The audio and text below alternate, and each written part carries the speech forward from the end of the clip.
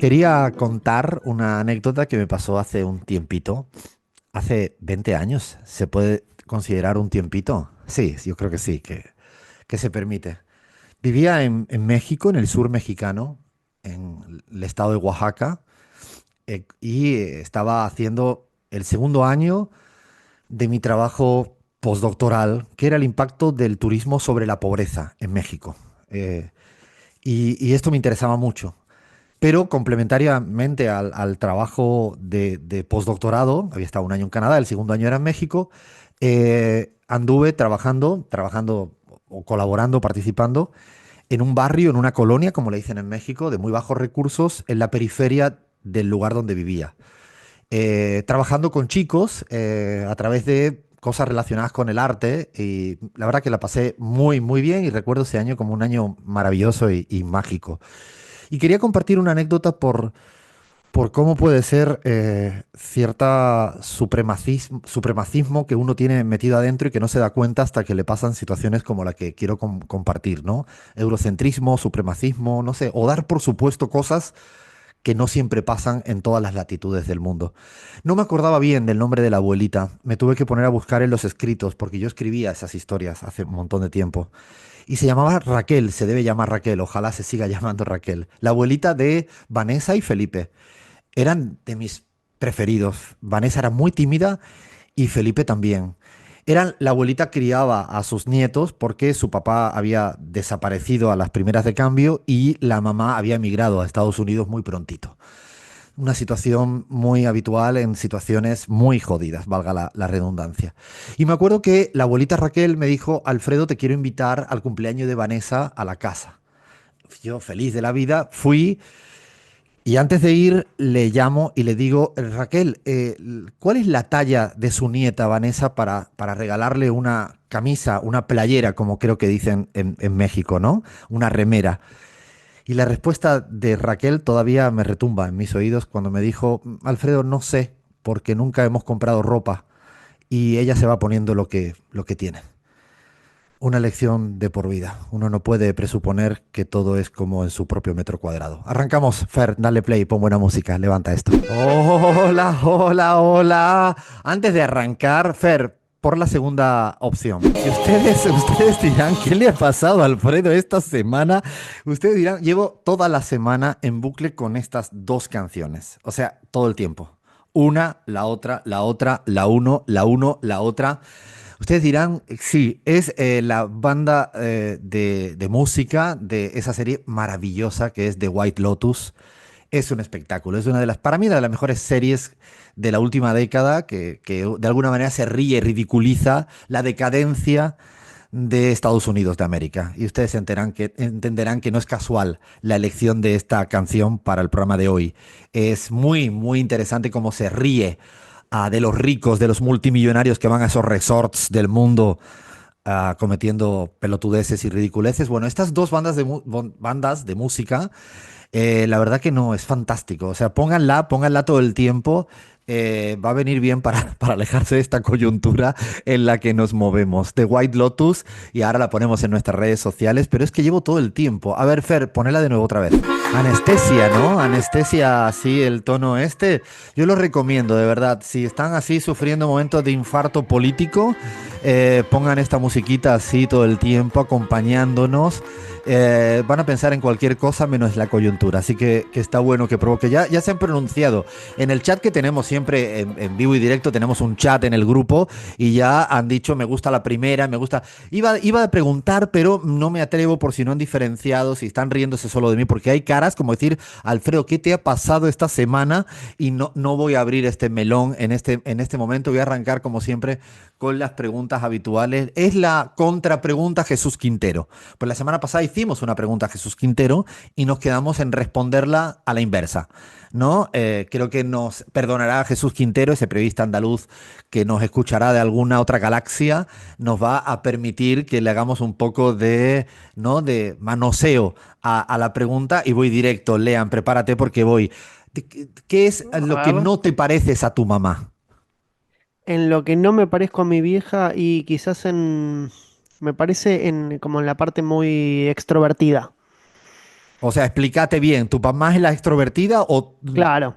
No, no, Ah, no, mi vieja es la extrovertida y yo tengo un perfil un poco más bajo, creo. bueno, esto será un debate, ¿eh? Un debate interesante. Vamos a abrir ahora entre... Flavia, ¿en qué no te pareces a tu mamá? Físicamente, soy físicamente idéntica a mi papá y mi hermana es físicamente idéntica a mi mamá. Cris Mar Lujano, ¿en qué no te pareces a tu mamá? En lo buena que es con la plata. Es, o sea, yo soy terrible, terrible, terrible, pero mi mamá, la más ahorradora y sabe muy bien administrarse, así que ojalá lo hubiese heredado. Bahía Luna, ¿en qué no te pareces a tu mamá? Mira, Victoria es una persona armoniosa, absolutamente tranquila, y la verdad que no saqué ese rasgo de ella, evidentemente. A ver, Gaby, que creo que la hemos agarrado a tiempo. ¿En qué no te pareces a tu mamá? Pues no me parezco a ella en, uy, en la nariz. A mí me pasa todo lo contrario. La nariz es de mi mamá, pero 100% de mi mamá. Ay, ¿en qué no me parezco a mi mamá? Es difícil. En lo que me gusta hacer deporte, mi mamá no había manera de levantarla para caminar 100 metros. Ay, a mi papá, llévame acá, llévame allá, a todas partes. A Susana, no, no, en eso ni. A mí me encanta caminar, a ella absolutamente nunca le ha gustado caminar. Bueno, le vamos a dejar a nuestra audiencia pizarrera que responda a esta pregunta de Quintero. Si quieren responder a las anteriores, que respondan. Si nos quieren sugerir preguntas para que nos hagamos nosotros y nosotras mismas acá en la pizarra, hágale. Si quieren sugerir que cambiemos toda la programación, también pueden sugerirlo. Si quieren que, no sé, que a partir de ahora dirija esto Flavia y que Gaby y yo desaparezcamos del grupo, hagamos un momento Big Brother. O sea, hagan lo que quieran, salvo que no me pueden llamar gallego porque amo Galicia, pero nací en Andalucía. Flavia, ¿por dónde nos pueden escribir y contar? Lo pueden hacer por Twitter, que estamos como @lapizarraoc, Instagram o Facebook somos Radio La Pizarra, pueden ver youtube.com/Radio La Pizarra y el programa después nos dejan comentarios, los leemos, o twitch.tv/Alfred Serramansi. Escriban, ¿no? Porque nos encanta poder contarle a la gente lo que hacemos, que nos cuenten lo que hace, interactuar. Se trata de eso, estamos súper agradecidos, muy felices de seguir haciendo radio una semana más, que es nuestro momento de terapia colectiva, de los 6 que estamos al aire, de los que no están al aire y de la gente que nos escucha y está al otro lado. Y hoy tenemos un verdadero programón, Fla, menú que le vamos a dar al que quiera y a la que quiera. Ya estamos ahí nomás de las elecciones en Ecuador, así que por supuesto nos vamos para el Ecuador, nos quedamos en Argentina, seguimos con Argentina, obviamente toca hablar de Estados Unidos, vuelta al mundo como siempre, y cerramos con palacios de gobierno.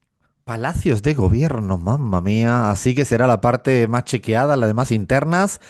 Arrancamos con todo, empezamos con la pizarra. Y nos vamos a dar nuestra particular vuelta al mundo. Vuelta al mundo, como siempre decimos, con nuestro centro de gravedad, nuestro epicentro en nuestra queridísima América Latina, sin que dejemos de mirar lo que pasa en el mundo mundial, porque lo que pasa en el mundo mundial también tiene mucho que ver con lo que ocurre en nuestra tierra latinoamericana. Voy a arrancar con Colombia. Me voy directo a Colombia porque las batallas en Colombia son por las cuestiones más esenciales. Y eso para mí siempre es importante porque no se discuten a veces de las pequeñeces. Estamos discutiendo nada más y nada menos en Colombia desde hace ya un tiempo en cambiar el sistema de salud para hacerlo más justo. Y no parece fácil, ¿no, Flavia? Efectivamente, Alfred, estamos hablando de la reforma de salud porque, bueno, como siempre hablamos, Colombia tiene a la orden del día todas las reformas y ahora tenemos que hablar de la reforma de salud porque fue enviada ya finalmente a la Comisión Séptima del Senado para ver si finalmente se aprueba o no se aprueba la reforma. Recordemos que la Comisión Séptima del Senado es la misma donde, por ejemplo, ya se hundió la reforma laboral o a donde ya había llegado la reforma de salud y dijeron, no, esta reforma así no nos gusta, que vuelva, me la traen con cambios de nuevo y ahí podemos ver. Así que el panorama, Alfred, no es tan alentador, pero parece que Gustavo Petro está decidido a que la reforma a la salud de alguna u otra manera sale o sale. Pero efectivamente, como decís, ya llegó a la Comisión Séptima del Senado y se tiene que empezar a debatir a ver si Colombia va a decidir seguir por este camino de cambios, de reformas y la salud entra en esto, o si dicen, bueno, vamos a hundirla nuevamente, como ya pasó más o menos fines de 2023. Lo que nadie le puede criticar al pacto histórico a Gustavo Petro es que intenta llevar a cabo aquello por lo que fue electo, lo que prometió en campaña, que no fueron grandes eslóganes, sino eran grandes ideas con grandes propuestas y pareciera que hay zancadilla tras zancadilla. A mí me gustaría inscribirme en un curso cuando termine su presidencia, Gustavo Petro, que es decir, todo lo que me ha costado poder llevar a cabo cambios estructurales en un país como Colombia. Creo que sería como una clase magistral que nos va a hacer mucha falta, porque no, lo que ha hecho es no tirar la toalla en ninguno. Y todavía estamos con el interrogante, ¿no, Flavia?, de si le permitirían hacer la consulta popular, porque eso, y no lo vamos a contar en detalle, es un trámite todavía no aprobado ni siquiera. Bueno, es que efectivamente, Alfred, todo eso todavía ni siquiera se empezó a tratar para aprobar, o sea, todavía no está, bueno, sí está en agenda, pero no está aprobado. Y como decís, Gustavo Petro abre todos los frentes que puede, porque el del gobierno se va a ir con las reformas que quiere sacar o con los cambios que pueda haber llegado a impulsar, porque no va de a uno. Dice, yo quiero todo, reforma a la salud, reforma agraria, reforma laboral, o sea, realmente hay muchos frentes que tiene abierto, pero porque como decís vos, el pacto histórico llegó con esta idea de vamos a cambiar las cosas y la realidad. Para hacer un breve recuento a quienes están del otro lado, recordemos que la idea de la reforma de la salud es reorganizar el modelo de atención que hay hoy en día, que quieren reducir estas barreras que se tiene, este impedimento que tienen los ciudadanos para llegar a sus tratamientos y básicamente eliminar la intermediación financiera siempre de las entidades promotoras de salud, que es un tema en agenda en Colombia, para que pueda ser el Estado el que se ocupa de esto y que se ocupa de las personas. Bueno, como te digo, no la tiene muy fácil en la Comisión Séptima del Senado. Lo que ya dijo Gustavo Petro es, si la hunden la reforma a la salud, vamos a empezar a decretar, por supuesto, de acuerdo a la ley. O sea, él siempre se atiene a la ley, como lo decís vos, en la consulta popular no hace nada que no pueda hacer, pero busca todas las herramientas legales para que las reformas, los cambios y las cosas que quiere el pueblo, porque él lo que le pregunta es al pueblo si quiere o no, o que se movilice o no por ello, salgan efectivamente adelante, por más de que en el sistema le estén poniendo todas las trabas que le pueden poner. Vamos a seguir muy de cerca, además estamos hablando que es un año preelectoral con mucho movimiento, pero no deja de discutirse sobre los grandes temas a pesar de ser evidentemente un año importante electoral. Pego un brinco a otro país con intensidad electoral donde pasan muchas cosas y hablo de Bolivia. Así a modo también de qué deberíamos se ponerle un foco en esta semana, Gaby, porque ahora empieza a haber el baile de nombres de quién serían los candidatos, candidatas, la derecha dividida, la izquierda o lo que se llamaba antes la izquierda dividida. Cada día hay más candidatos. Hay un tal Marcelo Claure del que hemos hablado y le hemos dedicado un espacio especial que sacó el domingo pasado una encuesta prácticamente, ¿no? Es como a su justa medida, ¿no? ¿Qué tendrías que decir para ponerle un poco de foco en Bolivia, Gaby? Bueno, Alfredo, antes del baile de nombres, yo quiero compartir con ustedes lo que viví también el anterior fin de semana, hasta el día lunes. Estuve como enviada especial de la pizarra en Villa Tunari, en el Chapare boliviano, eh, porque allí se juntaron más de 100.000 personas, perdón, entre 80.000 y 100.000 personas eh, para discutir no los nombres de nada, sino el, el programa, no solo el programa de gobierno, sino esa Bolivia que creemos, que pensamos, que soñamos en los próximos 10, 20, 30 años construir. Hubieron 26 comisiones. Cada una de las comisiones discutió durante todo el día domingo y el día lunes también. Toda la noche del lunes perdón, de domingo a lunes, imagínate a miles de personas escuchando las conclusiones de cada una de las comisiones. No durmió nadie de domingo a lunes. Pero ustedes dirán, bueno, ¿y qué tipo de comisiones? Comisiones desde temas energéticos, pasando por temas de minería, infraestructura, salud, educación, pero otras comisiones que para muchos serán más extrañas, como hidrógeno verde. ¿Qué es el hidrógeno verde? Probablemente Gabriela Montaño no podrá explicárselo porque no soy Alfredo Serrano experta en el tampoco. tema. pero me encantaba ver a jóvenes técnicos explicando a la gente y la gente participando en la discusión de hidrógeno verde, por ejemplo, relaciones internacionales. Bueno, 26 comisiones, imagínense ustedes. ¿Qué me parece maravilloso de eso? Que sale de la lógica de la discusión de solamente los nombres. Y de cada una de esas comisiones hay conclusiones que no son solo un programa de gobierno para 5 años, como decía hace un momento, sino que es una estrategia país a mediano y largo plazo también, ¿no? Saldrá un documento de todas esas conclusiones, un resumen de ellas, porque en algunas comisiones, como la Comisión Política y Orgánica, por supuesto, ya se habrán enterado que nació una nueva sigla en ese espacio, se llama o es Pueblo, la sigla, eh, lo que no quiere decir que se participe en estas elecciones de agosto con esa sigla, eh, porque como saben hay una alianza entre Evo Morales y el Frente para la Victoria. Todavía no, de Mm, todas maneras, diríamos, más allá de las siglas, esto lo que hace es refundar el instrumento político que de alguna manera responde al arrebatarle unas siglas simbólicas, como fueron las del MAS, por parte del gobierno de Lucho Arce, que dicho sea de paso, todavía no ha definido qué va a hacer, ni qué va a hacer programáticamente, porque no discuten qué van a hacer programáticamente, ni siquiera cuáles serían sus candidaturas, más allá otra vez de nombres y apellidos que van surgiendo. Y fíjate, Gaby, que te escuchaba la discusión programática en Bolivia, en el espacio donde tú te encontrabas, y contrapone con el baile precisamente de nombres de toda la derecha que parece se están peleando entre Tuto Quiroga, Chi, Manfred Villa, ¿no? Y un listín, Doria Medina, podríamos seguir incorporando nombres tras nombre. Es difícil todavía ordenar. Lo que sí hay ya, Gaby, podemos decir fecha de las elecciones presidenciales. Ya está cerrado eso, ¿no? Está cerrado por el Tribunal Supremo Electoral en Bolivia. El 17 de agosto se confirma como la fecha de la primera vuelta, al menos, de elecciones generales, donde además de presidente y vicepresidente o presidenta, vicepresidenta, se elegirán a senadores y a diputados para los siguientes 5 años. Yo quisiera, Alfredo, porque hay una cosa que la pizarra nunca ha dejado de hacer, y es levantar la voz por aquellas Ah, sí, cosas que sí, son sí, sí. profundamente injustas, que son brutales en términos de derechos humanos.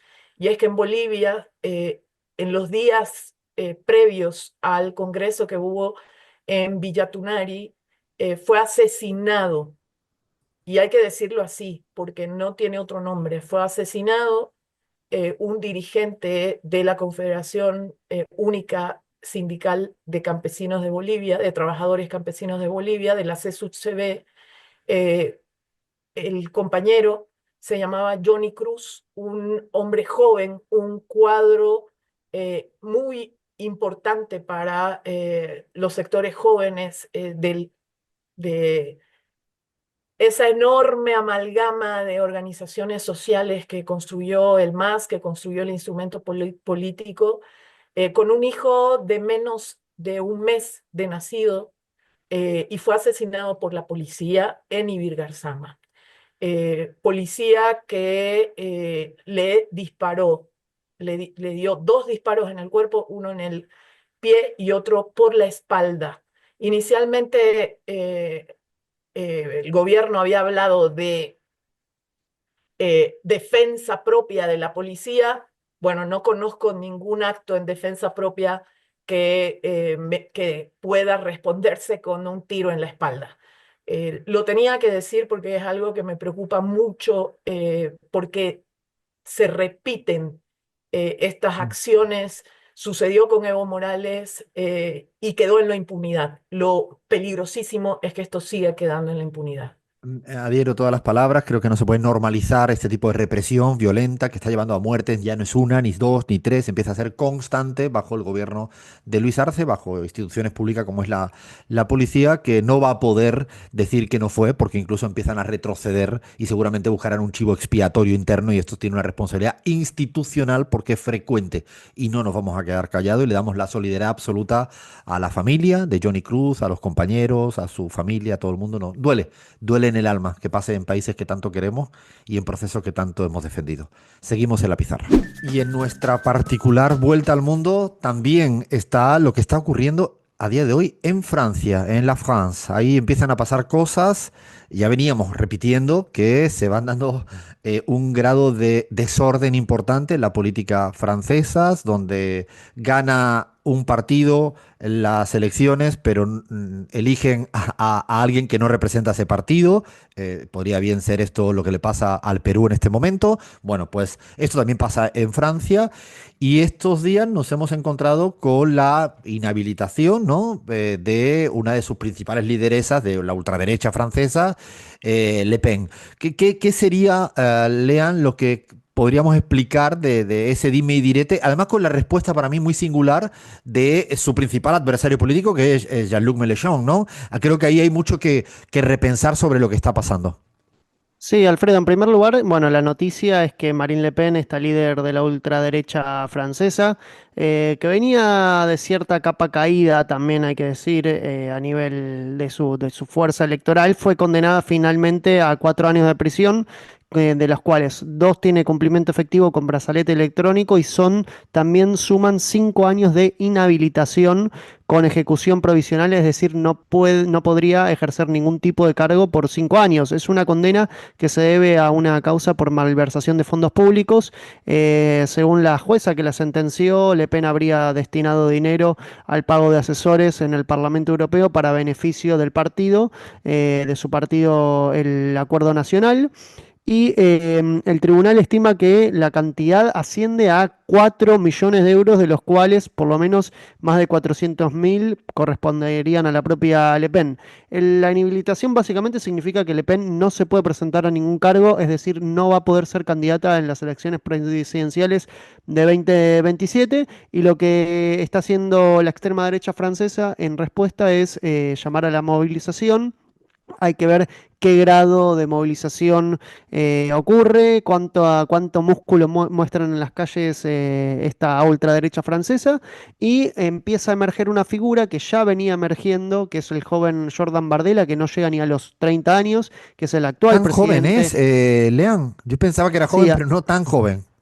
así es un joven que ronda, creo que los 28 años, tiene 28 años, si mal no recuerdo, Jordan Bardella, y es el delfín político de Le Pen. Él está llamando a las movilizaciones a favor de la líder ultraderechista, y como bien vos citabas, Alfredo, la reacción de Jean-Luc Mélenchon, el líder de la Francia Insumisa, que recordemos es el partido de izquierda principal, si se quiere, y uno de los grandes ganadores de la última elección, que no se vio reflejado en la composición finalmente del gabinete y del gobierno de Emmanuel Macron. eh, Condenó de alguna forma el accionar de la justicia, porque en la red social dijo que la decisión de destituir a un electo debería volver al pueblo. Es decir, que hay un sector de la izquierda no bastante. Hay que tener en cuenta el peso electoral que tiene Jean-Luc Mélenchon y la Francia Insumisa, y con esta toma de posición que lo diferencia bastante de los socialistas, los comunistas, los ecologistas, que sí habían aplaudido la decisión de la justicia de proscribir de alguna forma a la candidatura de Marine Le Pen.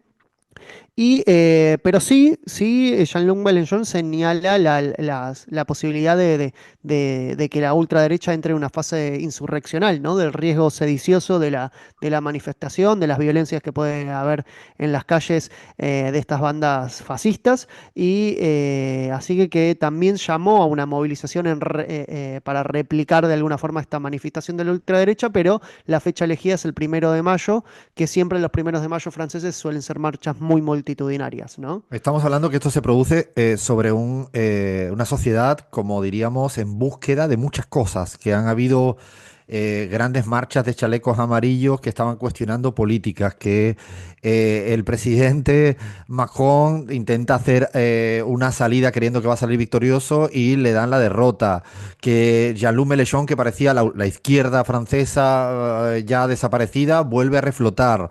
Lo que quiero decir es que estás en un momento como de búsqueda muy incierta, con un clima de incertidumbre muy alta, con protestas que han venido increciendo, y a mí sí creo que es una cosa para reflexionar mencionar, no quizás hoy, pero en otro momento habrá que repensar esta cuestión de la inhabilitación, ¿no? La cuestión de la inhabilitación, de esa recurrente figura de la inhabilitación. Evidentemente, no todas las inhabilitaciones tienen los mismos causales, y creo que eso habría que matizar porque es para discutir, pero es muy interesante la respuesta del líder opositor diciendo no estoy de acuerdo, quiero ganarle en la cancha electoral a Le Pen. Me parece que es un tema para pensar. El otro día cuando leí la Que de hecho lo noticia, hicieron, Alfredo, ¿eh? Hay que tener en cuenta los resultados de las últimas elecciones. que de hecho lo hicieron, y fíjate que me paraba a pensar cuando veía la noticia se me ocurre, es como las adivina adivinanza, ¿a alguien se le ocurre un país donde no exista alguien inhabilitado? O sea, podéis encontrar un país donde, o sea, estaba pensando así, y de Bueno, una u Trump otra zafó. manera. Sí, sí, sí. Curiosamente es un buen ejemplo, ¿no? Donde zafó, pero hubo un intento de inhabilitación, ¿no? O si incluso, si me permite la segunda pregunta por lo que dice, algún país donde no haya habido intentos de inhabilitación. No digo que con esto que todos los países, todos los casos sean iguales, porque no nos caracterizamos por hacer miradas ridículas, ¿no? No, no, no, no. Si alguien ha intentado dar un golpe de Estado frente a un orden democrático, bueno, no creo que sea el mismo caso que la inhabilitación de Le Pen en este caso. Yo lo pondría muy diferente. El que intenta interrumpir el orden democrático con premeditación y alevosía y todo el mundo a la luz pública, bueno, yo creo, pero es para repensar cómo estamos en un proceso galopante de tener dificultades para encontrar un país, pero no solo de América Latina, del mundo, que no tengan casos de inhabilitación. Gaby creo que quería decir algo. Sí, bueno, lo que acabas de decir, Alfredo, esas diferencias, pero además hay algo que mientras hablaba Lean yo pensaba, quizás también habría que ver el ejemplo de esa ultraderecha francesa que cuando se intenta inhabilitar a su mayor candidata, que es Le Pen, el opcional, el plan B, lo que hace en realidad es respaldarla con todo y convocar a movilización. No se, no se acomoda a ver si por ahí le toca y entonces se alegra de que Le Pen esté inhabilitada y hace jugaditas por detrás, ni nada de eso. Habría que mirar con mayor detalle esa reacción, ¿no? Sí, es para repensar también cuándo te ayuda o cuándo te inhabilita políticamente. Una cosa es la inhabilitación jurídica, pero puede realzarte en base a cuál sea el devenir. Sobre todo, yo diría que en momentos históricos donde todo está muy desordenado, y aparte hay casos en la historia, ¿no? Lean, tendremos que hacer una investigación a lo largo de la historia, tantos y tantos casos de inhabilitación, ¿no, Lean? Sí, así es, Alfredo. Hay que tener en cuenta el rol creciente de intervención política que está teniendo la justicia, que es un fenómeno que creo es a nivel mundial. Lo vemos en varios países, Francia no es la excepción. Y lo cierto es que también resta saber si esta inhabilitación la fortalece o la debilita políticamente, ¿no? Porque ahora la narrativa de Marine Le Pen es un discurso de victimización, denuncia ser una perseguida política, y digo, quizás en un momento en el cual la ultraderecha francesa venía de haber sido derrotada por la izquierda, quizás esto no sé hasta qué punto los debilita o los fortalece más de cara a las próximas elecciones. Veremos, veremos, pero es una buena pregunta la que deja acá en el aire el Leán. Brinco a un país muy electoral, pegó un salto importante. Además, no podemos permitirnos el lujo de no hablar del país donde hemos mandado a dos enviadas especiales, no una ni, no, dos enviadas especiales. Ahí se escucha esa musiquita. A ver, dale, dale, dale, Fer ahí. Sí, señor, a mi lindo Ecuador, con amor siempre debes decir. Esto ya la están ahora mismo esta música, se están yendo Quiero a... decir algo que esta música se escucha mucho en los barrios de ¿Qué estás Quito. haciendo? Es ¿Un real focus que group en los bares ya de sí, Quito? no, en los barrios, no dije en los bares, dije en los Ah, barrios, dijiste los pero barrios. no, los bares no tuvimos O tiempo, sea, estuviste en Alfredo. la ronda ida y vuelta, la ronda va, la ronda viene, la ronda ahí Sí, y en de los Quito. negocios se escucha a mi lindo Ecuador. Está Ay, ay, sonando. ay.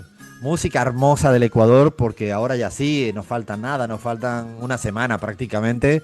Sí, una semana, la semana que viene ya pues respetaremos esto que no nos gusta respetar, que es el silencio, que no tiene sentido para mí el día antes no poder hablar de lo que pasa, algo diremos, pero sí, ya estamos ahí a la vuelta de la esquina en la cita electoral presidencial en el Ecuador.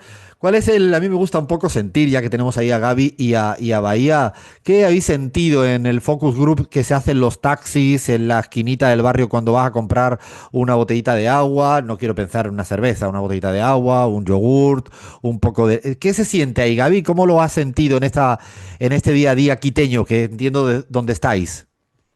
Bueno, mucho más húmedo que en la primera vuelta. Está lloviendo mucho, mucho, casi todos los días. Pero fundamentalmente en términos políticos, Alfredo, yo percibo lo mismo que sentimos en primera vuelta.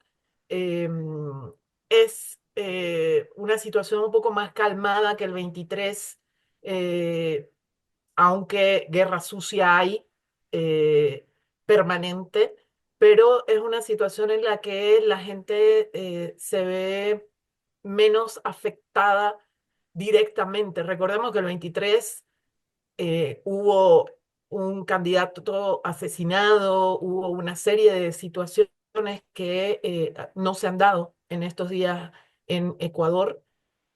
Eh, Sin embargo, obviamente, Alfredo, no es fácil poder predecir el resultado. Aunque todas las encuestas le dan a Luisa, o la mayoría de las encuestas le dan a Luisa un triunfo, a Luisa González, eh, es muy difícil decir, yo no me atrevo a decir por cuánto ni cómo.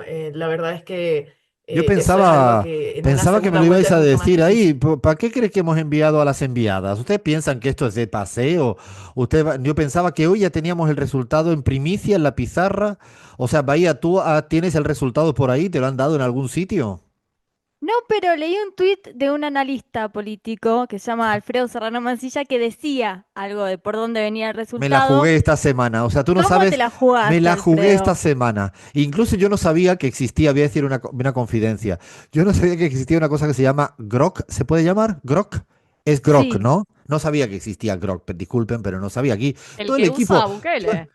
yo le tengo que contar al equipo a la gente que nos escucha que todo el equipo mío de la pizarra se está riendo de mí en este momento, porque yo estoy confesando, la verdad, que no sabía lo que era Grok. Y esta semana me veo todo el tiempo citado en las notificaciones en Twitter por Grok. Y digo, ¿y quién será este Grok? Miré quién era Grok, y es que le preguntaban a Grok de dónde era la tendencia mía por precisamente ese tuit que puse pronosticando la victoria de Luisa González. Creo que se portó bien conmigo porque me dijo que era de izquierdas, lo cual agradecí, porque si pensaba, si me ponen que es de ultraderecha, me veo un... No, pero me quedé sorprendido por lo de Grok diciendo, creo que es de izquierda. Dijeron que es o socialdemócrata o socialista. Ahí ampliaron el abanico los de Grok, pero bueno, tienen un margen de error de más o menos 1 millón. O sea, también tampoco le pidamos tanto, pero sí me la jugué porque creo, más allá de las encuestas, que va a ganar Luisa González, pero dije también en el tuit que reconocería el error en el pronóstico si no se da eso. Eso es deporte democrático también. sí, efectivamente, y complementando un poco con lo que decía Gaby, si bien estamos en una zona bastante novoísta, hay que decirlo, hay una situación que se daba en la primera vuelta, que es que había gigantografías de cartones de Novoa que después, ahora en esta última parte, ya no se ven. Evidentemente, como que los novoístas, que estaban como medio eufóricos, que ponían en los negocios el cartel de Novoa, los escondieron efectivamente porque hay una duda muy grande del resultado en la segunda, ¿no? Sí, Como hay ese duda. espíritu exitista ya no está. No está O ese, sea, ese. hasta el cartel de cartón está desapareciendo, Alfredo. Ha desaparecido, o sea, se ha mojado y ha desaparecido. Veremos, realmente veremos. Recordamos que ya están los dos. El domingo este pasado hubo un hecho histórico en el Ecuador, que quizás por eso también me atrevía a pronosticar la victoria para Luisa González, ¿no, Gaby? Porque no era menor que el bloque histórico correísta se juntara con un bloque histórico indígena liderado por Leonidas Issa, pero estaban Churuchumbi y otros actores importantísimos. Y además, y lo quiero decir claramente, lo he dicho en privado, pero lo quiero decir claramente, claro, Leonidas Issa hizo un discurso no correísta, pero es que no es correísta. Y Luisa González un discurso, pues Luisa González. Yo creo que la alianza lo que hicieron era decir, no hay excusas para no dejar de votar a Luisa González en este momento histórico para frenar a la derecha, a la ultraderecha, al fascismo que encarna Noboa. O sea, era un hecho de madurez y de responsabilidad política y no de dejar de tener tu identidad política a la que perteneces. Y además, si Leonidas Issa deja o deja de ser quien es, dicho de otro modo, se hace correísta a última hora o simula ser correísta en un discurso de última hora o le hace demasiados carantoñas al correísmo a última hora, no va a ser creíble para su electorado. Leonidas Issa es creíble en tanto es Leonidas Issa. Y no es que sea correísta ni Correa es de la Conalle. O sea, no lo son.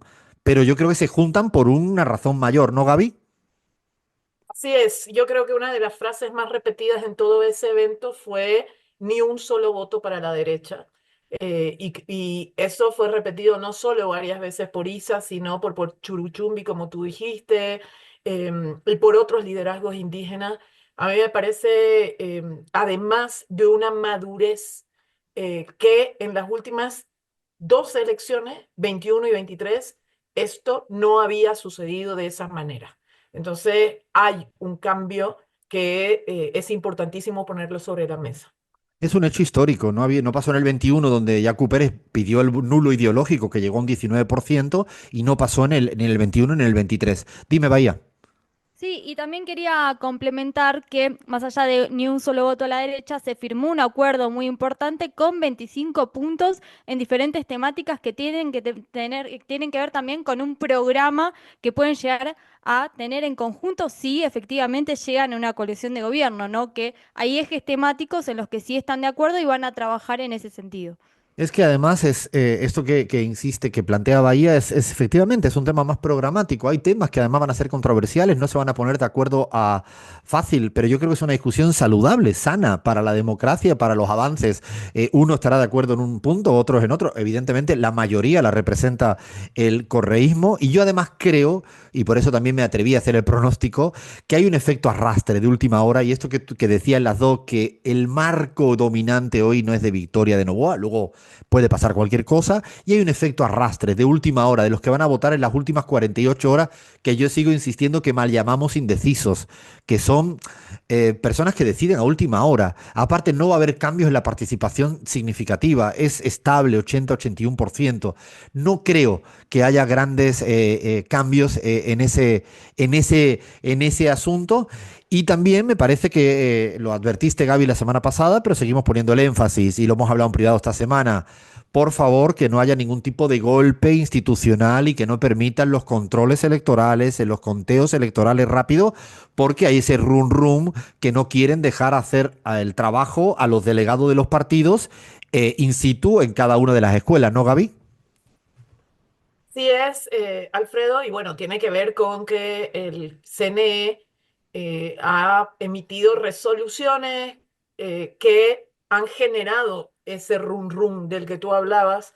Sin embargo, ha asegurado su presidenta que los delegados de partidos políticos van a poder registrar todo el proceso electoral el 13 de abril, excepto el momento en que cada ciudadano y ciudadana emite su voto, que ahí no se puede hacer un registro audiovisual. Pero bueno, confiaremos en el CNE porque esa es la herramienta que le queda a la democracia. Ojalá no haya nada raro el domingo a la noche, ni el lunes a la mañana, ni ninguna jugada fea. Ojalá no pase nada de esto. Todavía falta una semana. Ahora ya se cerraron la publicación de las encuestas. Todas están dando un promedio de 3, 4 puntos a favor de Luisa González, pero me parece que todavía es prematuro porque faltan, yo digo, un porcentaje por decidir. El marco pareciera, insisto, más ganador para Luisa González. Veremos, ojalá, y eso sí lo digo, como no ocurra ni siquiera esta semana ninguna cosa extrañísima de las que han ocurrido constantemente en el Ecuador. Eso me genera incluso un poco de ansiedad por la cantidad de gente que tengo y querida en el Ecuador. Dime, Gaby. Cierres de campañas el jueves próximo. ¿Vais a ir? Esperamos poder estar, aunque probablemente la RC cierre su campaña nacional, o sea, su último cierre de campaña no sea en Quito, sino en Guayas, así que estaremos viendo, en Quito probablemente sea el miércoles, así que jueves, último día de campaña. No, yo pensaba que se iban al cierre de campaña en Same, que son una de las playas hermosas de la zona de Esmeralda, ¿no? Digo, esta gente se van de cierre de campaña ya, cualquier cosa, ¿no? Bueno, ya tendremos tiempo para la próxima semana de seguir dando las últimas pinceladas desde el Ecuador con Bahía y con Gaby, que la tenemos allá, y nos van a seguir contando. Tomamos aire, que todavía queda mucha pizarra por delante. Y nos vamos para la Argentina, o nos quedamos en la Argentina. Hemos hablado todas las semanas anteriores mucho en la pizarra, analizando la parte más económica, el que quiera ¿no?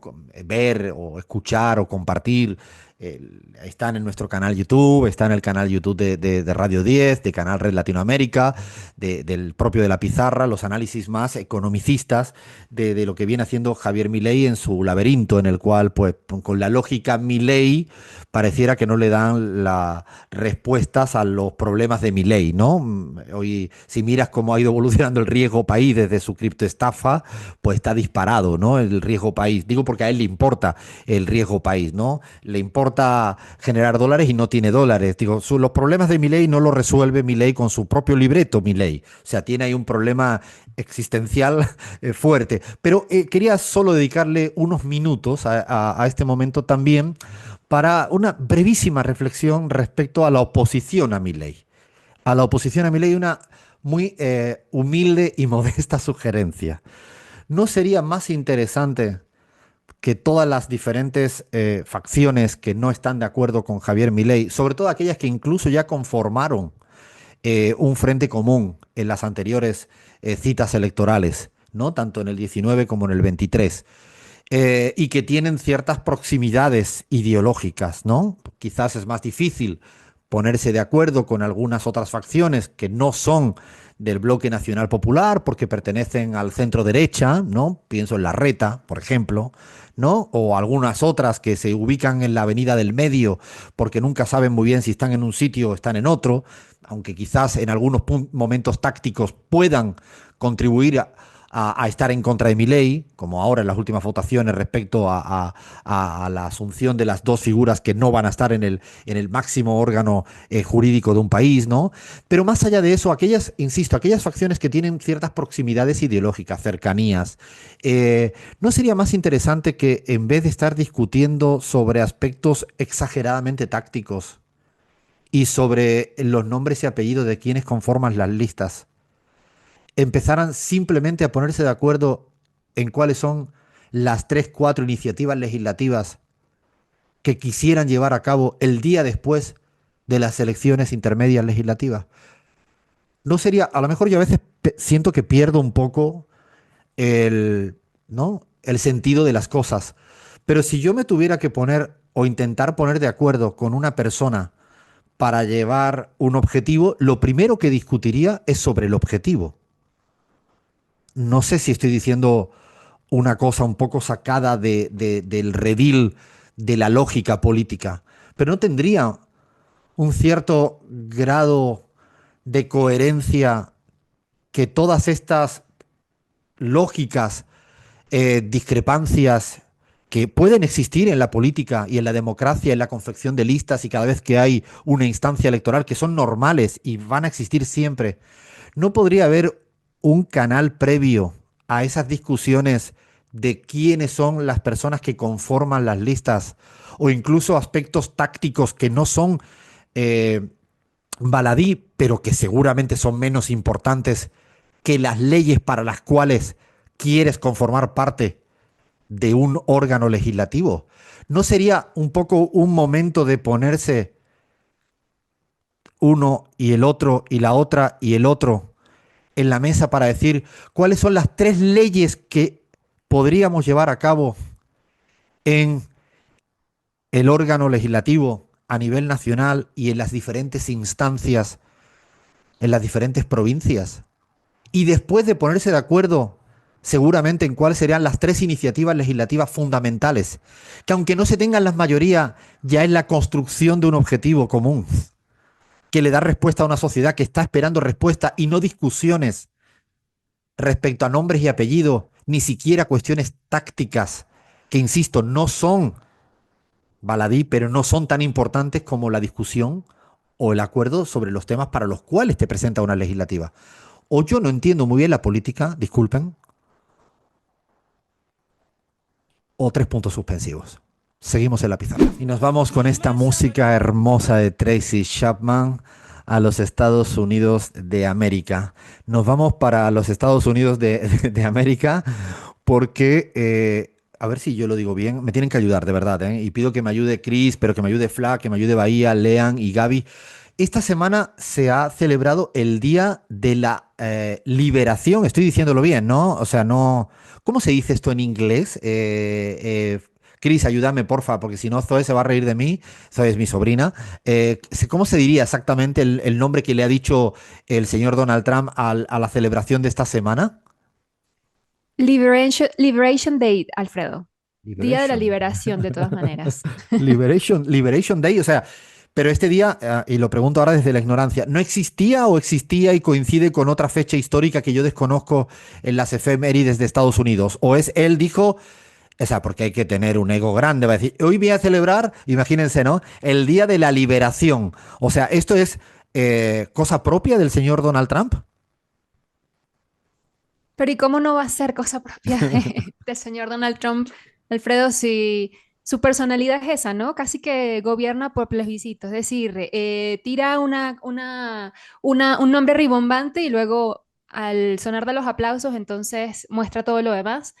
Y yo creo que, bueno, como esta semana lo comentábamos en privado, ¿por dónde, no? Entrarle a este tema, porque, bueno, todos estamos hablando de lo que sucedió, como debe ser, y vamos a seguir haciéndolo.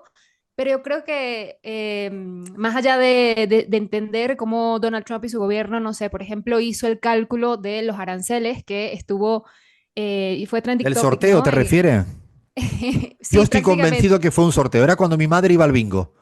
El 44 se lo damos para, no sé, yo creo que, te lo prometo que yo cuando salió con el tablero este, como de la... algo así habrá sido, ¿no? Por ahí, bueno, eso es muy típico de Estados Unidos, ¿no? Por ahí el arancel este que le puso a las Islas Heard a McDonald's, ¿no? Hay una isla que se llama así, que es un archipiélago ahí en el Océano Atlántico, propiedad de Australia, que tiene una población de 0, ¿no? Está habitada literalmente por pingüinos, y bueno, se dice O sea, le puso que un lo arancel a los que pingüinos. le puso el arancel a los pingüinos porque se dice que, bueno, que es importante que se produzcan más pingüinos en Estados Unidos porque ¿quién va a poblar Groenlandia, ¿no? Cuando la ocupen. Pero bueno, Alfredo, chiste aparte, yo creo que como todos los bullies, ¿no?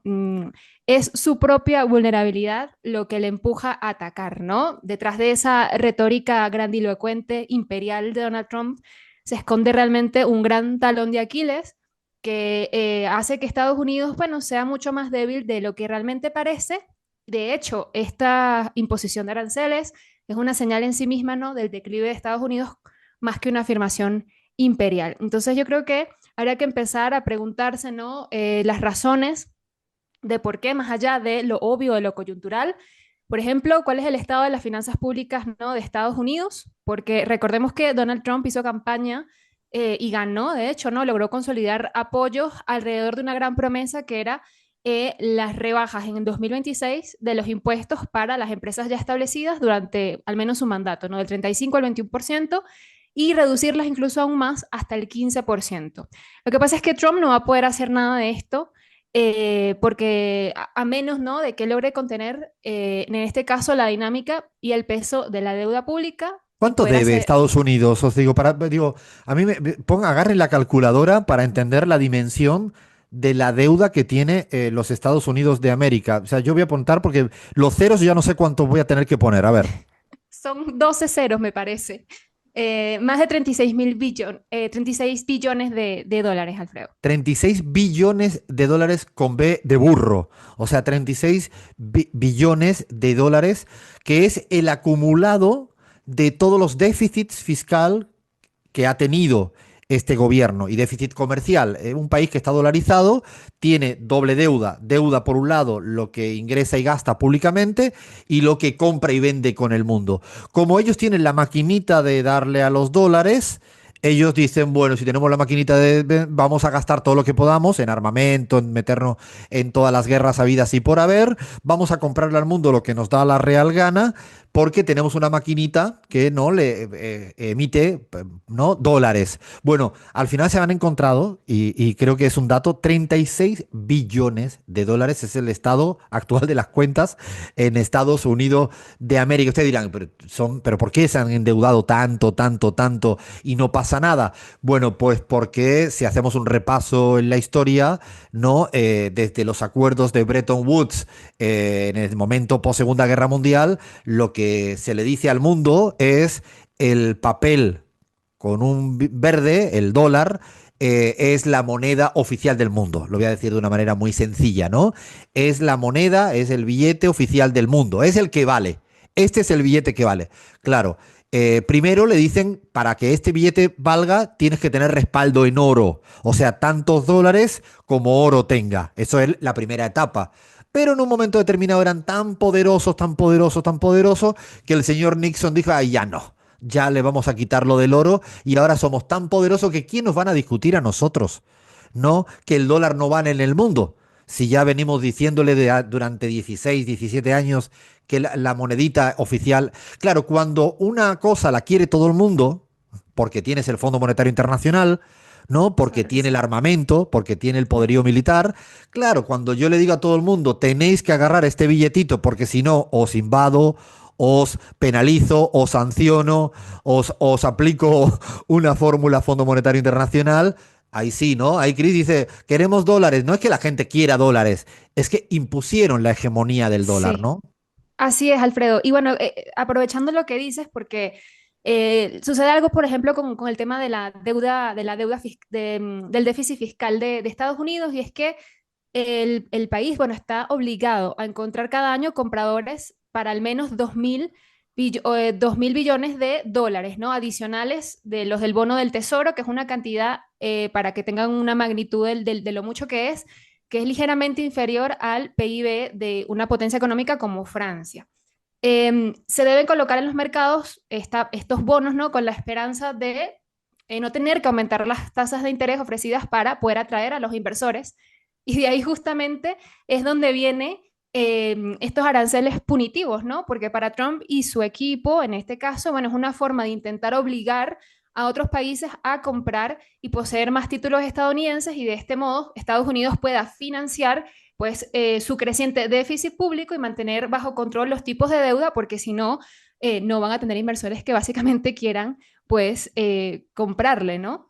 O sea, lo que plantea Chris es fundamental porque ya después de haber utilizado, y hicimos un especial en la pizarra, de las sanciones y los bloqueos y los embargos como herramienta, ¿no?, persecutoria, de condicionamiento, para que hagan lo que yo quieran y sigan utilizando el dólar, como le ha sido insuficiente a nivel global, ahora en esta nueva etapa lo que dicen, ahora le pongo esta batería de aranceles en niveles muy elevados, porque además si es recíproca, como ya el caso de China, si tú me pones un 34 y yo te aplico otro 34, empezamos en una espiral de incremento de los precios que no sabemos hasta dónde nos va a llevar. A mí, si me permite, algo que sí quiero añadir a este problema del déficit fiscal, es que además del déficit fiscal que tiene el señor Trump, tenemos el problema del déficit comercial. ¿Qué significa? Que ha importado más que lo que exporta. ¿Y por qué importa más que lo que exporta? Porque Estados Unidos dejó de producir. Este es el kit de uno de la cuestión que tiene detrás, en uno de los grandes dilemas de época de los Estados Unidos de América. Fue abandonando la producción, dejó de producir. Te dirán, ¿por qué dejó de producir Estados Unidos? porque eso es muy interesante. A mí me gusta como llamarle, no yo, sino los autores que han escrito mucho sobre esto, es una suerte de efecto boomerang del neoliberalismo. El neoliberalismo, en un momento determinado, lo que dijo es, abaratemos los costes laborales y saquemos la producción afuera. O sea, esclavitud en el mundo, en los que podamos esclavizar, ¿no? Con modelos neoliberales ultra esclavos, como hoy en día son las grandes marcas mundiales que producen a costes laborales de pseudo esclavitud en el mundo. Entonces dice, ¿para qué vamos a tener problemas nosotros con la masa de trabajadores dentro de Estados Unidos si podemos sacar los problemas a los países asiáticos y a los países de África, a los países de América Latina, que ellos tengan problemas con sus legislaciones y con su esclavitud? Esto le llaman mucho, ¿no?, la deslocalización de la producción. Pasamos del Made in USA, el hecho en Estados Unidos, al Made in the World, hecho en el mundo. ¿Por qué? Porque no le importaban a los Estados Unidos de América, porque dicen, bueno, mientras que la casa matriz esté en un lugarcito de Estados Unidos, yo me quedo la ganancia, pero produzco afuera, ¿no? ¿Se entiende? Me quedo con todo el beneficio, con la plusvalía, me quedo con el beneficio, pero produzco y lo mando a cualquier país de sudeste asiático con las condiciones laborales ultrahumanas, esclavas. Claro, y ahí lo que no se dieron cuenta es que produciendo afuera empezaron a imitar la producción. Y eso, hay un libro maravilloso, maravilloso, de Giovanni Arrighi, uno de los mejores autores que hay en la historia económica, que es Adam Smith en Pekín. El libro fue su última obra, de 2007. Es un libro que recomiendo al que le guste la literatura de la historia económica, y ya preveía en el 2007 que el neoliberalismo iba a acabar siendo fagocitado por el monstruo neoliberalismo. Es decir, el neoliberalismo ha ido construyendo un monstruo que era producir tanto afuera que en un momento determinado se fue desindustrializando Estados Unidos e industrializando buena parte del mundo. Y empezaron a crecer esas potencias que copiaban las formas de producir.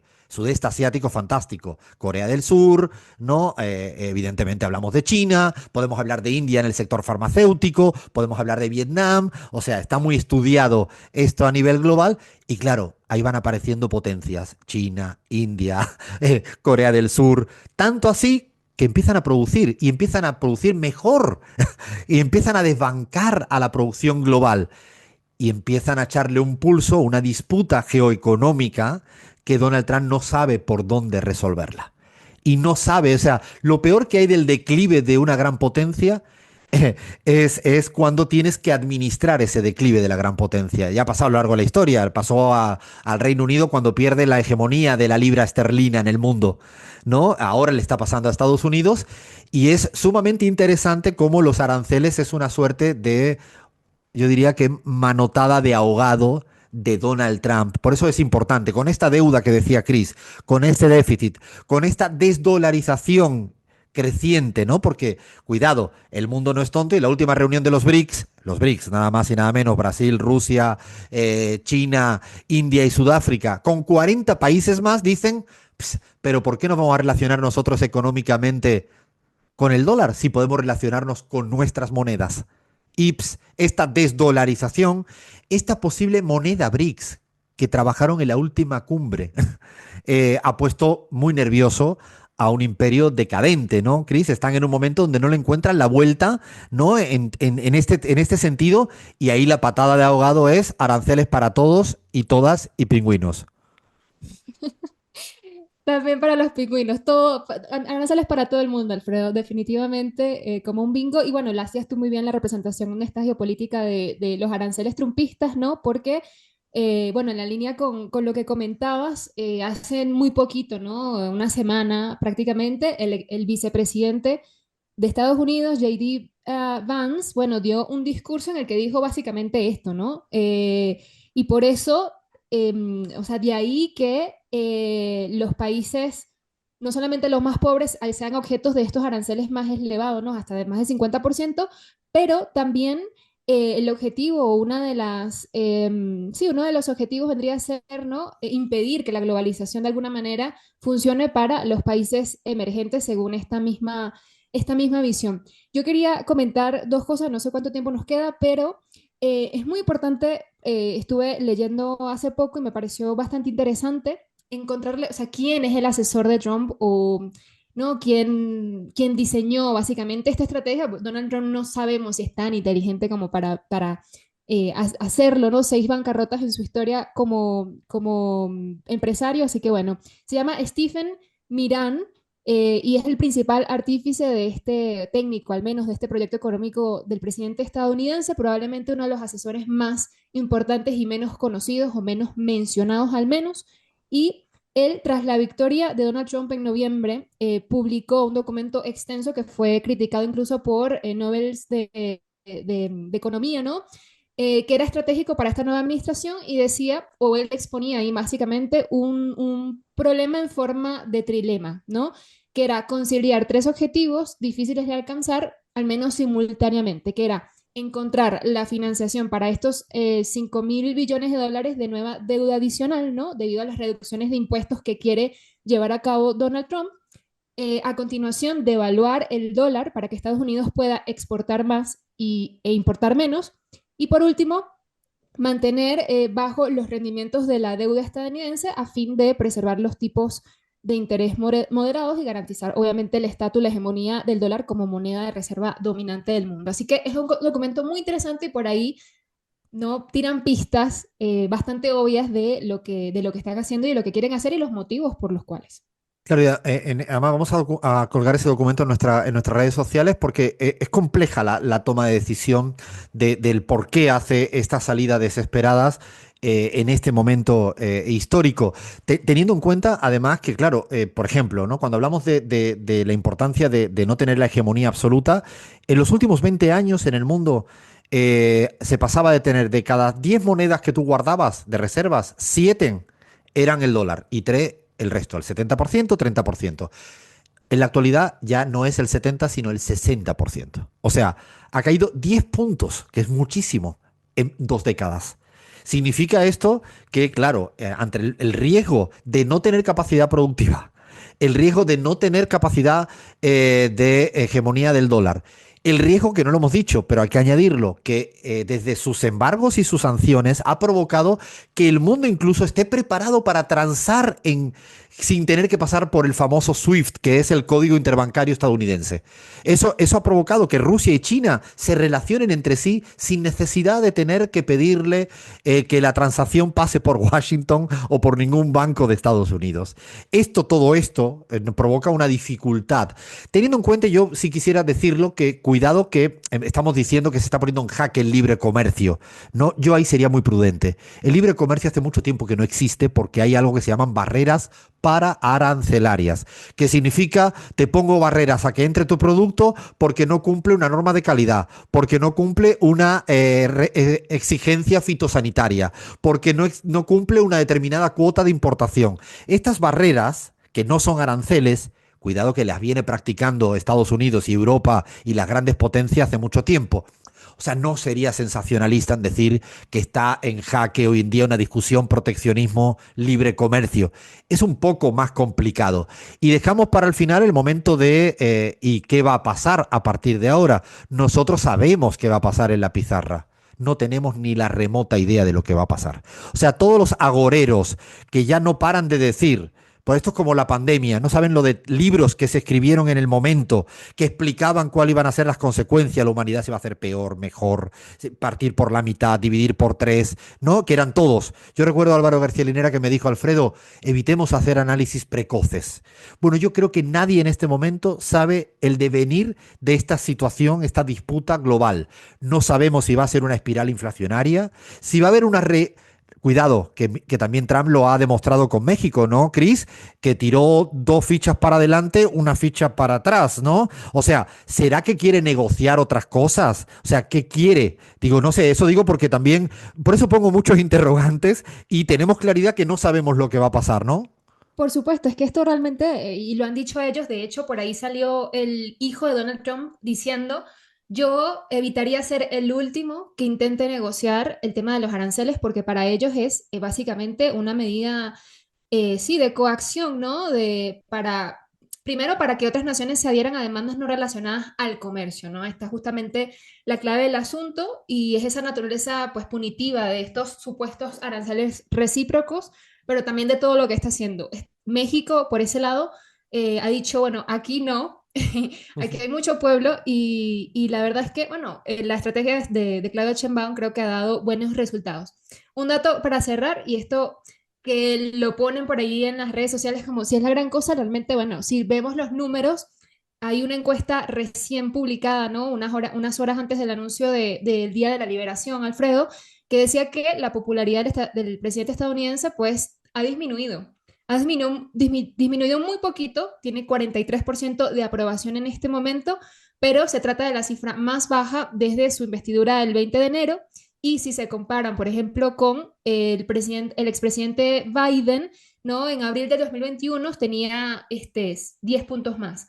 Esto lo digo porque, bueno, está la luna de miel, está este periodo en el que Trump desesperadamente intenta pues tratar de cumplir con esa agenda de campaña, pero los números se van desgastando y se va a quedar también, ¿no? Sin este apoyo que puede ser crucial para el no poder cumplir con su programa. Y si el derrotero es inflacionario, que es una posibilidad, esto seguramente le va a hacer cenar porque era una de sus grandes promesas, era resolver la inflación. Y tampoco se cambia el modelo productivo poniendo aranceles. No son un software que le das a un switch on y un switch off y de repente pones aranceles y toda la maquinaria empieza a producir. Es infinitamente más complejo que eso. Así que ramificación de lo que pueda pasar en el futuro, veremos, ¿no, Chris? Lo único que le garantizamos que semana tras semana lo vamos a seguir analizando, ¿no? Hay que traernos a nuestro Abraham Verduga con su bola de cristal a ver si nos tira alguna data. Veremos, veremos a ver. Hacemos una parada y ahora seguimos en la media hora más con curvas en la pizarra. Qué hermosa música mexicana, pero qué hermosa música que viene de México y es porque nos adentramos en el sector, en el segmento, mejor dicho, más serio, riguroso de la pizarra, que es nuestra yapa. Es nuestro ratito de aumento. Es cuando ya no te vas porque te crees que está tomado todo el jugo y parate todavía que tenemos un poquito más. Esta yapita, este final, este tramo final que además muy riguroso, donde se mezcla lo más difícil, que es humor y rigor, ¿no? Todo chequeado, absolutamente chequeado, y donde es el único espacio donde habitualmente hay internas. Si tenemos que debatir sobre Trump, tenemos consensos, sobre lo que pasa en Bolivia hay consensos, lo que pasa en Ecuador hay consensos, pero este tramo final se abre las internas. Es un momento donde es un momento difícil. Y esta vez creo que nos metemos en la geopolítica de los palacios presidenciales. Ustedes encontrarán que son títulos muy rimbombantes porque tenemos poca investigación y entonces le intentamos poner el mayor tipo de, ¿no?, de envolvente. Sí, nos vamos a meter a discutir los palacios presidenciales. Hemos hecho una suerte, ¿no? Hemos mandado al equipo de trabajo, ahora van a hablar Fla, va a hablar Bahía, el resto también va, porque han estado en todos los palacios presidenciales de América Latina, han tenido esta dicha, ¿no? Y a partir de una investigación estuvieron ahí yendo a los cuartos de baño para revisar, los salones de cocina, saber si había peluquerías, no todas las cosas que nos importan en la pizarra sobre un palacio presidencial, que es lo que yo quiero ahora que Bahía Luna, Flavia Fiorio y el resto que diga lo que buenamente quiera y pueda, todo vuestro. Bueno, para envidia de todos, hemos recorrido palacios presidenciales en los últimos 15 días, bueno, absolutamente todos, y lo que podemos afirmar es que no es un espacio neutral, Alfredo. Todos los palacios presidenciales han tenido innumerables incendios, incidentes, asesinatos, así que ha pasado de todo. No sé si vamos a llegar a hablar en detalle de todos, pero sí son historias realmente increíbles y por supuesto, si te parece, vamos a arrancar con la Casa Rosada, Ah, ya porque estamos. Es que no hay manera, ¿eh? Es que no hay claro, manera. no hay Mira que manera, le abro el abanico de las investigaciones claro. para la Casa Rosada. Menos mal que no me han mandado para La Plata, ¿eh? No, no, vamos a empezar por la Casa Rosada. ¿Por qué se llama la Casa Rosada? Hay dos mitos. Uno tiene que ver con que representa un poco esa unidad entre unitarios y federales, el blanco y el rojo, y por eso es rosado. Y hay otra que dice que hay una mezcla que con cal y sangre bovina que en la época protegía las paredes y evitaba la humedad. Es verdad que las casas de época, muchas eran rosadas. Esto lo dice la misma página, no estoy, esto está chequeado, es la misma página web de la Casa Rosada que está chequeado que es de antes de Milei, porque si no, ahí sí desconfiamos un poco más de la información. la Casa Rosada es asimétrica, Alfredo, ¿El porque color te gusta? Una pregunta antes. ¿El color te es gusta? Porque hermoso, has es pasado muy por hermoso. encima algo que cuando uno viene de afuera la primera vez y se acerca allá y le echa una mirada y se impacta, porque estos lugares siempre impactan por la historia, además de lo bello. ¿El color rosado te gusta? ¿Tú cuando seas presidenta cambiarías el color? No, de ninguna manera. No voy a ¿A ti te hacer eso. gusta, Lean? Yo nunca fui, nunca entré.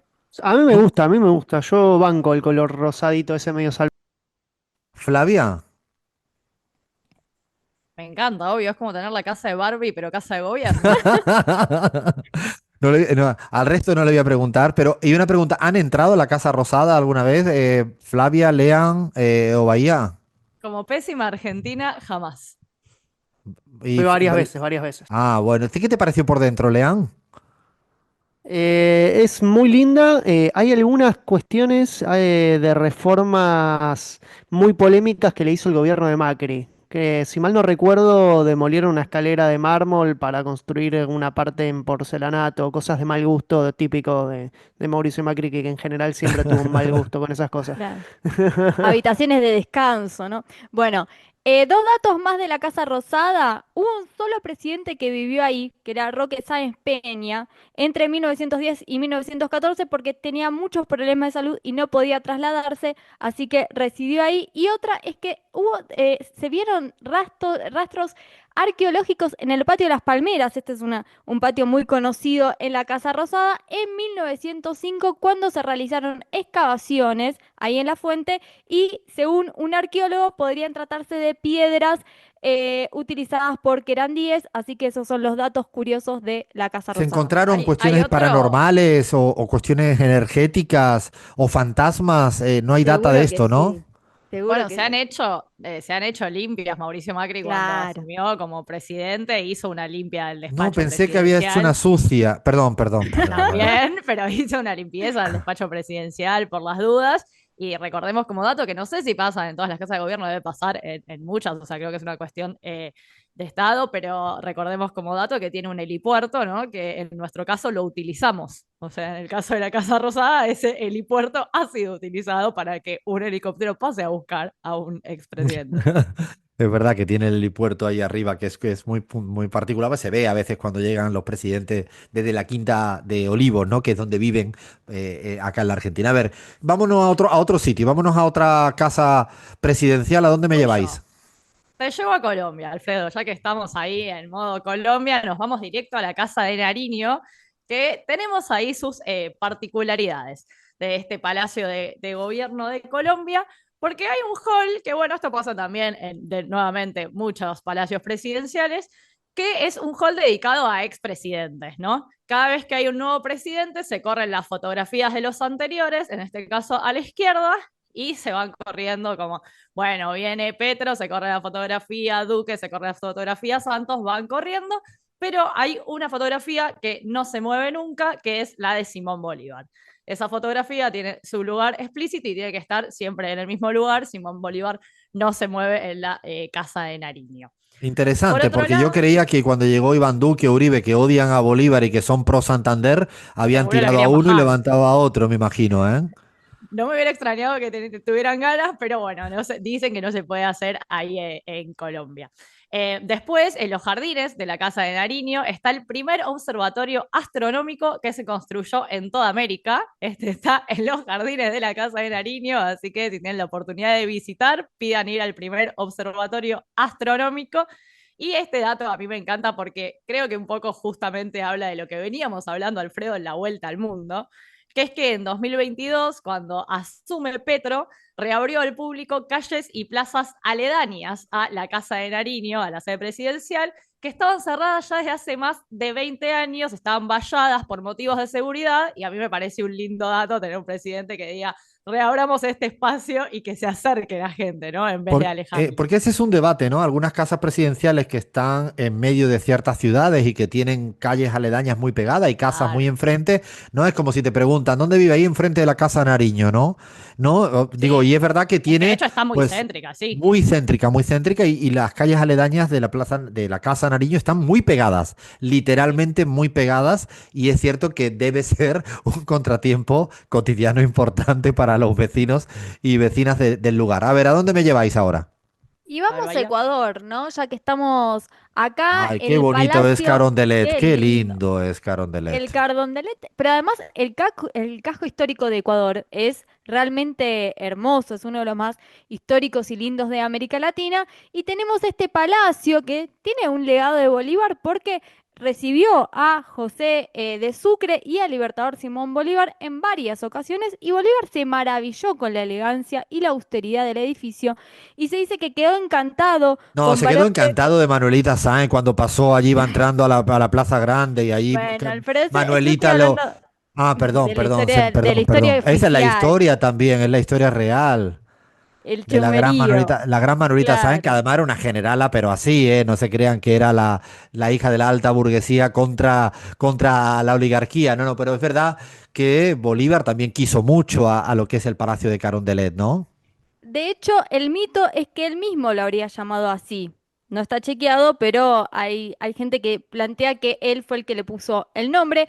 Hubo un asesinato en este ¿Qué palacio dices? porque efectivamente en 1875 fue escenario de uno de los capítulos más sangrientos de la historia del palacio porque el presidente Gabriel García Moreno fue baleado y asesinado en ese mismo palacio, por lo cual también se recuerda por esa situación. Hubo también una demolición total y esto aparece en varios momentos de la historia porque son edificios muy antiguos que tienen varias remodelaciones y que en 1956 se remodeló por completo. De hecho, en el casco histórico nosotros vemos edificios muy antiguos y vos ves el palacio y no parece tan antiguo. Hay muchas situaciones y muchos aspectos del edificio que fueron remodelados actualmente, quizás un 60% te diría. Además, es una belleza. La verdad que Carondelet es uno de los lugares, ¿no? Lo ves así arquitectónicamente, además una mezcla muy Ujú. bonita, muy singular y muy bonita. Me encanta, es uno de los lugares que más me parece hermoso. Además, donde está enclavado efectivamente el centro histórico de Quito, no tiene desperdicio. Sí, dos datos más es que, ¿te acordás, Alfredo, en el intento de golpe a Correa en el 2010? Bueno, ahí se reunieron miles de millones de personas Sí, a reclamar por él y también él salió a saludar en ese mismo lugar. Y por último, que el Salón de los Presidentes, donde se ubican todos los presidentes, también tiene la particularidad que solo se ubican los presidentes y los jefes de Estado. Constitucionales, ¿no? Digamos, no están adentro de ese recinto los jefes de Estado en épocas dictatoriales ni los que tomaron el poder inconstitucionalmente, así que también es un dato para agregar. interesante eso, me parece interesante eso que discriminen los que asaltaron. O sea, por ejemplo, Boluarte no estaría... No, perdón, eso es Perú. A ver, sigue, Fla. Bueno, yo voy ahora, Alfredo, este es en tu honor. Es en tu honor porque A necesito ir a ver. España porque es fantástico. La información del Palacio de la Moncloa es fantástico y necesito hasta que me la confirmes en vivo. Porque yo te voy a tirar el dato serio y el dato random, que el dato random es demasiado bueno. El Cloa, el edificio actual en España data de 1949, había un edificio original, fue dinamitado en 1938 durante la Guerra Civil, así que después se reconstruyó y el edificio actual data de 1949. Ese es el dato serio. Ahora, ¿vos sabías, Alfredo? ¿Vos fuiste alguna vez al Palacio de la Moncloa y pediste ir al búnker? No, pero sí sé que existe un búnker. No. Ah, está en el Efectivamente Congreso. existe un búnker en el Palacio. En Porque el Palacio de la hay un Moncloa, sistema, sí, efectivamente. porque de hecho creo que hacen visita guiada, Hay fíjate, una vez al año o algo así. Es como, me parece que es muy, yo lo he intentado, lo digo porque he intentado y no he podido ir jamás.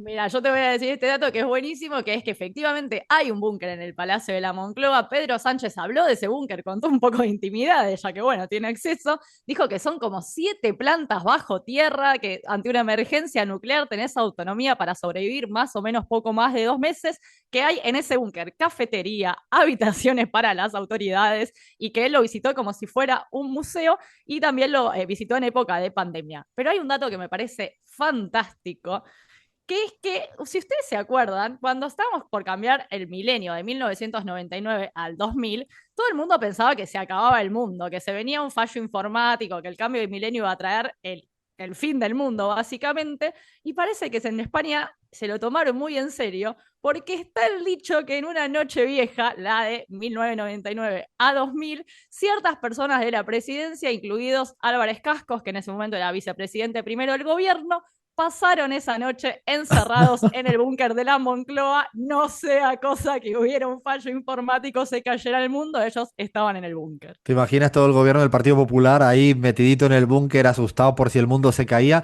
No, es verdad que en Madrid todavía quedan un sistema de búnkers que de la época de la guerra civil y todo eso, y es muy interesante. Yo insisto, he intentado hacerlo, pero como es un cupo muy reducido, es complicadísimo, así que habrá que mandar a Flavia, pero como 4 meses para que pueda ir 2 minutos al búnker, ya tiene Si hay una que ir a nueva... Madrid 4 meses. Habrá que ir, qué remedio, que con lo que te cuesta a ti ese tipo de viajes tan complicados para tu vida. A ver, Bahía, para ir cerrando, porque no tenemos tiempo, ¿de dónde? No me vas a decir nada de Yo- Bolivia, estando aquí la no, Gaby, o del sí, Palacio sí, Nacional de México, estando la Cris, o de vamos Miraflores. con, nos quedan un montón porque también está el de Perú, que también es muy hermoso. Vamos a ir con Bolivia en honor a Gaby. El Palacio Quemado, que tiene que ver con este nombre, proviene de un incendio muy grande que se dio en 1875. Y también es importante decir que se dejó utilizar como sede presidencial en el gobierno de Evo Morales, y quiero que me confirme esto Gaby Montaño, porque sí se volvió a utilizar en el gobierno de Yanine Áñez, ¿no? Gaby Montaño. Así es, así es. Yanine Áñez volvió a Palacio Quemado, a pesar de que ya existía la Casa Grande del Pueblo, que así fue nombrado el nuevo Palacio de Gobierno en Bolivia. Y en ese viejo palacio ha pasado de todo. Han matado presidentes como Gualberto Villarroel. Se le llama Palacio Quemado precisamente porque sufrió un incendio. Hubo recientemente una tanqueta en la puerta el año pasado de un militar. Es decir, ese palacio tiene de todo. El viejo palacio y el nuevo, que además tengo que contarles que se conectan, pueden conectarse y se puede pasar de un edificio al otro. Y el nuevo también tiene helipuerto, por si acaso. El Palacio Quemado es precioso. Lo otro es una construcción más moderna, ¿no, Gaby? Que es un poquito no tan linda como es la verdad que el Palacio Quemado es muy bonito, además a la Plaza Murillo, no estoy diciéndolo mal, creo que es muy bonito, realmente hermoso. Estamos sin tiempo, así que Y una sí. personal, Alfredo. El único lugar donde se podía fumar en el Palacio Quemado, lo digo por experiencia propia, era una terraza a la que accedías solamente pasando por la cocina. Así que si Qué bien lo algún... sabes tú, Gaby. Qué bien sabes tú de esas cosas. Imagínense, Gaby, pasando por la cocina con el, ¿no? con el cigarro en mano. Habrá que, no, pagaría por ver ese momento. Estamos sin tiempo. Tengo que cortar al equipo, pero esto significa que habrá segunda parte, porque se han quedado pendientes nada más y nada menos que el de Lima, el de México, el de Caracas. Creo que todavía hay, bueno, el de Chile. ¿Cómo no vamos a hablar del de Chile? Mucha tela que cortar en este repaso, y luego vamos a contar algunos chismes de los palacios presidenciales, vamos a divertir un poquito. Seguimos en la pizarra. Hoy estamos como para hacer 3 horas más, ¿eh? Estamos con material como para 3 horas más. No sé si nuestro audiencia estará diciendo que se vayan ya, que no podemos más, no, que toca a cada uno hacer su actividad. Los que estén ahora escuchando en un vivo en directo, bueno, preparando para allá la comida, si están en algún momento del podcast que nos escuchan, o en YouTube están preparando cualquier cosa. O sea, porque hoy en día se escucha la radio a cualquier hora, ¿eh? Es difícil decir buenas tardes, buenos días, porque es que es cierto que en el vivo esa es la hora que es, pero luego puede ser cualquier cosa, y tenemos mucha cuerda, pero lo vamos a seguir semanas tras semana. Hay mucho. Lo que sí voy a decir no voy a decir quién, pero la semana que viene tenemos una hermosa entrevista. Una hermosa entrevista que vamos a hacer muy bonita. Yo al menos estoy muy ilusionado en hacer una entrevista a una persona que admiro mucho. Así que espero que le guste a nuestra audiencia, más allá de que nosotros y nosotras la vamos a disfrutar seguramente. Y no digo el nombre, no por ninguna cuestión de técnica neoyorquina para generar incertidumbre, sino porque soy bastante así de que si lo digo se nos cae. Y no quiero, no quiero y tengo muchas ganas de hacerla, pero que así quédense. Y luego la otra semana tenemos a otra persona ya cerradita ahí que también, a él sí lo vamos a decir porque no nos va a fallar, seguro, que es José Luis Rodríguez Zapatero, que acaba de presentar un libro en Madrid, y queremos hablar con él, que además cada año se acerca por los micros de la pizarra y lo vamos a tener para conversar de todo lo que se nos venga y querramos preguntarle. Nos toca ir despidiéndonos, ir echando las persianas, ir retirando todos los cachivos. Yo pensaba que me iba a poner hasta más enfermo, que vengo así surfeando, el surfeando, pero el agua con limón es bendito, ¿eh? Es bendito. Este agua con limón, estoy adicto de agua con limón. Me encanta el agua con limón. No piense que estoy tomándome un trago a los mal pensados o malas pensadas. A ver, Lea, le tenemos que dar las gracias siempre a un equipazo que tenemos, que si no, esto sería imposible hacer lo que hacemos. Le agradecemos a Fernando Saninelli que estuvo en la edición del sonido de la pizarra, en la edición de video estuvo Baco Mason y Cele Guida, en la operación técnica de Radio 10 Sebastián Merani, en la operación de YouTube Renata Córdoba, en la producción Cristina Chiesa, edición de sonido Charlie Cacabielo, servicio informativo Martín Burgue, musicalización Javier Fábregas, coordinación Cristian Carballo, dirección general Sebastián Pedroni y se llega Pablo Ladaga en la continuidad. Quédense escuchando radio siempre, sin lugar a dudas, la mejor compañía, a cualquier hora, en cualquier momento. Un ratito de radio es un ratito de compañía, además de ida y vuelta. Y para terminar, eso sí, tenemos que jugar al juego que no nos termina de entender bien, no salir bien. Nos va a salir. Yo sé que en el 2083, yo todavía así ya casi sin dientes, o bueno, como sea, lo vamos a zafar. Lo vamos a zafar. A ver, y hoy voy a arrancar yo porque tengo una palabra que esta semana la escuché y me recuerda mucho a mi mamá, que la decía permanentemente y espero que se entienda, pues yo pensaba que no existía, que era de mi mamá, pero después está y existe. Así que me voy a atrever, así que vayan preparado el resto porque si no la entienden, va a sonar. Bueno, va a sonar y arranco. Arranco por ti, Bahía, ¿eh? Y va a entender por qué arranco por ti. Engolosinar. Gominola. Gaby, Política. Cris, Empalagar. Lean, Hartazgo. Flavia. Em, Constante. No sé cómo hemos salido de engolosinar y hemos llegado a constante pasando por la política, bueno, cualquier cosa. En el fondo estamos en la línea del sentido global del cualquier cosismo, pero eso sí, nos vamos y tenemos una amenaza presente. Somos la pizarra y hemos venido para quedarnos.